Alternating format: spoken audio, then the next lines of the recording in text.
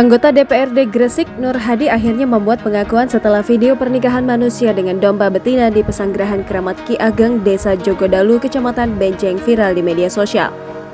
Ia kini meminta maaf dan menyebut video itu hanya keperluan konten TikTok dan YouTube semata. Sebelumnya, Nur Hadi jadi perbincangan setelah mengadakan dan merekam pernikahan nyeleneh antara manusia dan domba betina. Lantas siapakah Nur Hadi yang membuat konten pria menikahi domba tersebut? Dilansir dari portal dprd.gresikcup.go.id, Nur Hadi memiliki nama lengkap Nur Hadi Didin Arianto. Pria yang memiliki nama panggilan Nur ini lahir di Gresik 5 Juli 1972 yang memeluk agama Islam.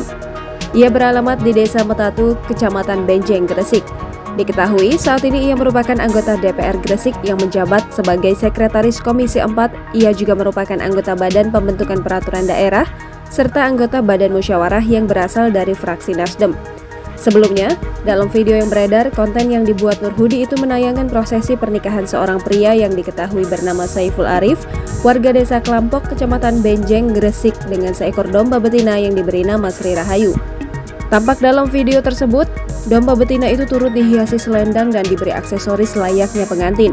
Si pria juga turut berpakaian layaknya pengantin dengan membawa mas kawin yang dibentuk indah dalam setangkai bunga untuk dipersembahkan kepada pengganti pengantin perempuan yakni seekor domba tersebut.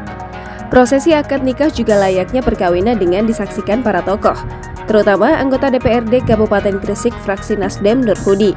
Diketahui lokasi pernikahan tersebut berada di Pesanggerahan Keramat Ki Ageng milik Nur Hadi sendiri.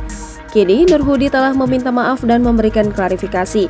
Ia mengatakan bahwa apa yang terjadi dalam video tersebut hanya sekedar konten, baik itu video yang diunggah ke YouTube maupun TikTok.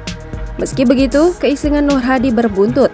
Ketua DPRD Gresik, Muhammad Abdul Qadir mengatakan, atas dugaan keterlibatan anggota dewan dalam pernikahan tidak pantas itu, pihaknya akan menyerahkan ke Badan Kehormatan untuk mengklarifikasi. Jangan lupa subscribe, share, komen, dan like ya!